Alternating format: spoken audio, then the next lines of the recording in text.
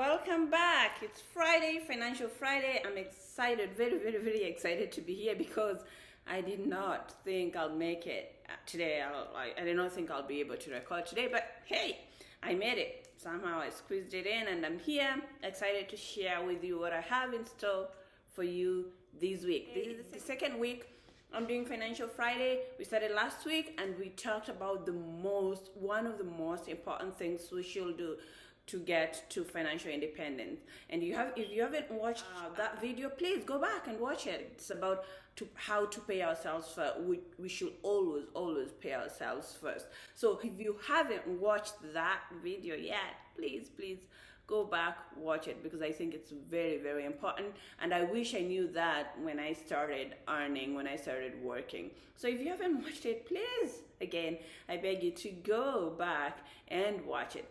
Anyway, this week, it's a new week, and I said I was gonna continue on last week's topic on after you pay yourself and what you should do after you've filled your emergency fund.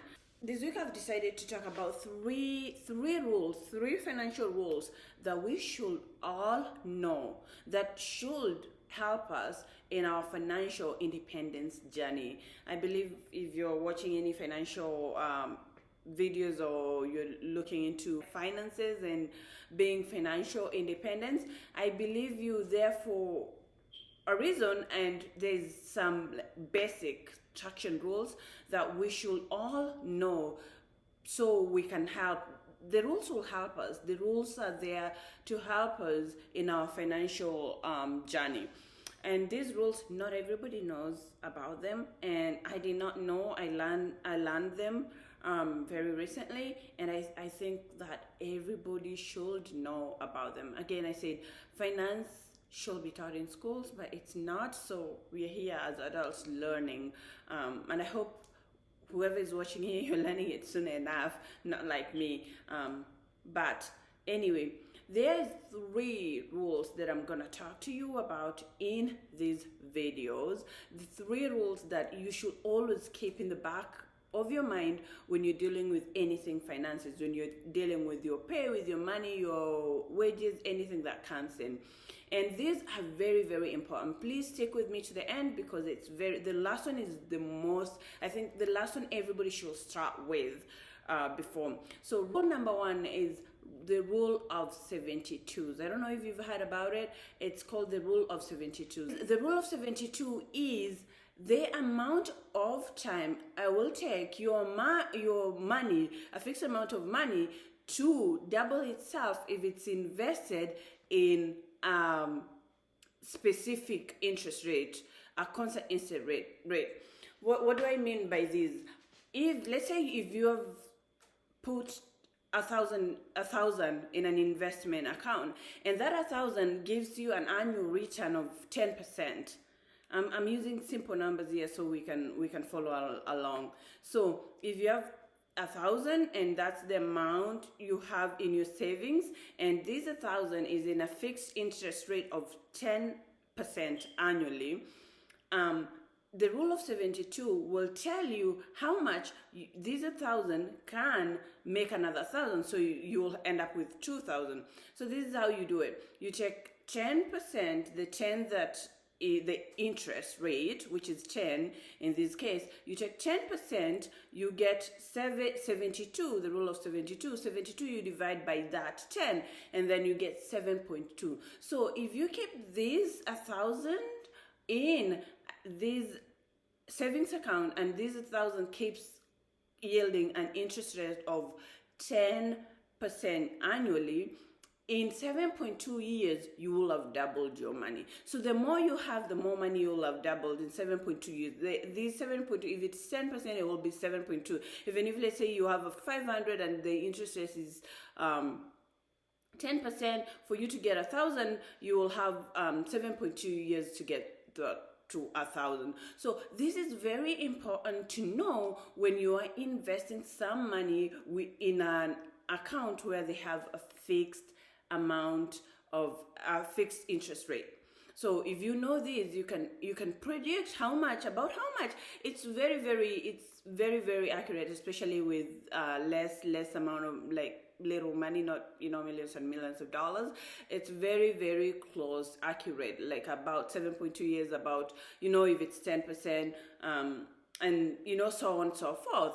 And so when you're saving, when you're doing your savings, so when you're choosing an investment, you have to look at this and see what the return, and if it's long term, if it's short term, because if it's short term, then you might not double your money if you're gonna put that money there and then you're gonna pull it out before it's 7.2 years, for instance. If it's in a 10% annual return rate, then you won't get the double amount of money. So when you are looking for your investment and where to get, and you're looking at fixed interest rate, you look at the rule of 72s, and this will help you determine or predict the future, especially if you're planning on retirement, you're planning on something else, or a big, something that you're gonna do down the road.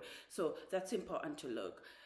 Rule number 2, this is the 10-20 rule, or 20-10 rules, depends on how you say.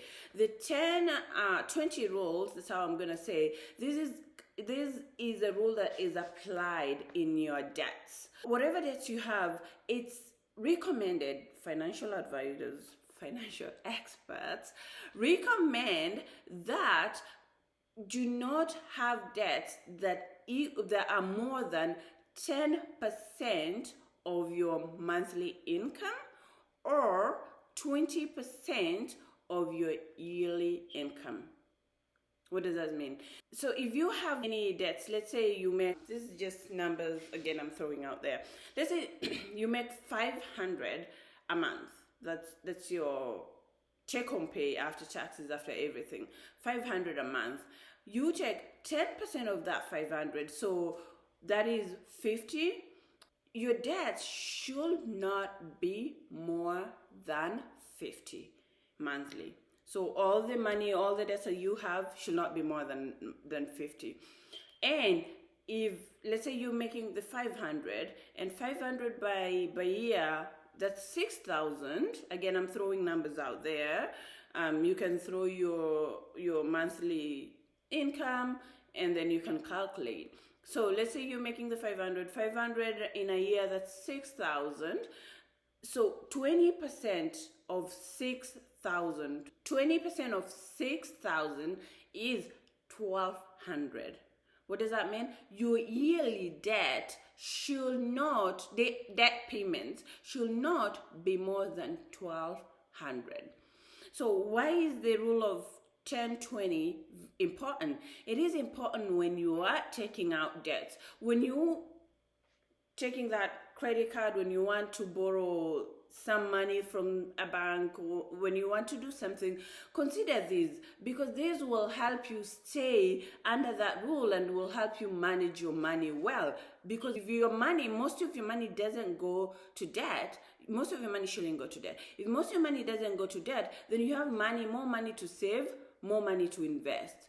So please, whatever you do, try to look at these numbers and make your debts less than 10% of your monthly income, or less than 20% of your yearly income. And with that, you will have money to save and wiggle with, and to do other things that you like to do. The third rule is the famous one, I think, and this one is very important. I think, like, even if you don't follow the rule of 72 or the rule of 10-20, at least follow this. This one is very, very popular, and you might have heard about it. And Senator Elizabeth Warren made it very popular. She popularized it. And this is the rule of 50-30-20. The rule of 50-30-20. So if you add all these, it comes up to 100 of take-home pay. So what is 50? 50% of your income, your take-home pay after taxes, should go to your needs. These are bills, debt. Yeah, debts are apparently needs. Things that you need, rent, electricity, water, all the bills that you need, all the things that you really need. You can't function without gas, food, very important. So that 50% should be allocated to that. 50% of your income should be allocated to that. And then 30% of your income should go to your wants. Fun. Yes. This is where you get to get your treats. The ones are things that you can do without. If you end up not getting this money, you can do without things like a new purse, a new outfit, going out to dinner, vacations. I know vacations should be, in my opinion, vacations should be under needs, because we all do need vacations here and there. But no, vacation is your want. So when you're planning, when you're budgeting, make sure you take from the 30% that you have, you make sure you put away money for your vacation. So when you're ready to go on vacation, you don't have to dip into your needs to fund for that vacation. And then the last one is 20%. 20% fun part. This is your savings and investments. So 20% of your income, no matter what, should go to your savings and investments. And last week we talked about, of course, paying ourselves, and that's kind of goes to these 20% savings. But in my opinion, this 50-30-20 rule should come after you've paid yourself, after you've paid yourself 10%. So you get your 100% pay, take the 10% and save it, your funds, and that's your pay. That's like you're paying yourself for all the hard work you've done to get that money in your hand. And then the 90 that is the remainder, that's your 100% now, that's your new 100%, that's your pay, and that's the money that you should divide into 50-30-20. And hopefully that money will be enough. The 50 will be enough to cover all your needs. If not, then you have to get it from 30, not 20. 20 should be a constant. You should always have the 20 for your savings and your investments. And we'll in a few weeks here, sometime we'll go into investments. But right now, needs 50%, wants 30%, unless you have needs that will have to get some money from the wants, then you can adjust that as needed. But it's the rule of 50-30-20, and 50 for your needs, 30 wants, and 20 savings and investments. And that's it. Simple. 3 rules, 3 simple ways to follow them. Rule of 72, how much time it will take for you to double your investment at a fixed, when it's invested in a fixed rate. You can calculate that if you're planning on retirement and you want to know, how long it will take for you to retire. The rule of 10-20, how much debt you should have, and no more than 10% of your monthly income, or no more than 20% of your yearly income should go to debt. And then the rule of 50-30-20, 50% goes to needs, 30% wants, 20% to savings and investments. And this 50-30-20 is after you've taken your 10%, after you've paid yourself. Thank you so much for joining me. I hope that you got something out of this. You can stop, watch, and I felt like I was kind of hurried, which I was. I didn't think I'll make it today, but I did, and I'm so proud of myself. Thank you so much. Keep coming for more. We will keep talking about finances until we get where we want to be. Thank you. Bye.